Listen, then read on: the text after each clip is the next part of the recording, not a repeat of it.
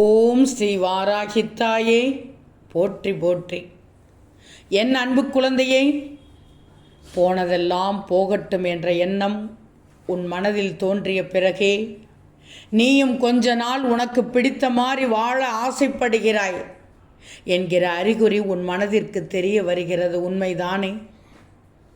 எப்படிப்பட்ட சூழ்நிலையில் உன் மனதான அறிகுறி எப்படி தெரிய வருகிறது என்று பார். எதையும் யாருக்கும் இன்னொருத்தருக்கு கொடுத்துவிட முடியும்.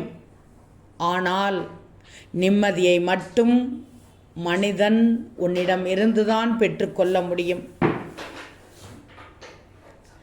நீ விரும்பும் அத்தனையும் இருமுறைதான் அழகாக தெரியும். எப்போதெல்லாம் அழகாக தெரியும் தெரியுமா? 1 அடைவதற்கு முன்பு, 2 இழந்ததற்கு பிறகு. ஒருவர் ஏமாற்றுகிறார், இன்னொருவரோ வழிகாட்டுகிறார், மற்றவர் உதவுகிறார். இந்த வாழ்க்கைதான் எவ்வளவு சுவராசியமானது என்பதை தெரிந்து கொண்டாயா? கற்பனைகளும் கனவுகளும் நிஜத்தை பூர்த்தி செய்யாது.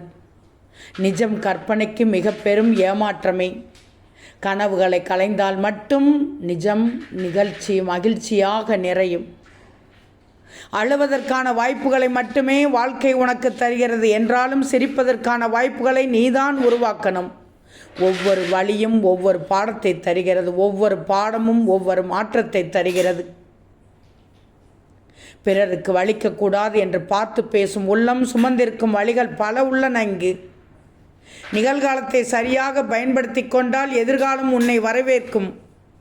உன் தாயின் பேச்சை கேட்டுக்கோ, உன் தாயின் அறிவுரையை கேட்டு நடந்துக்கோ. ஓம் ஸ்ரீ வாராகித்தாயே போற்றி போற்றி.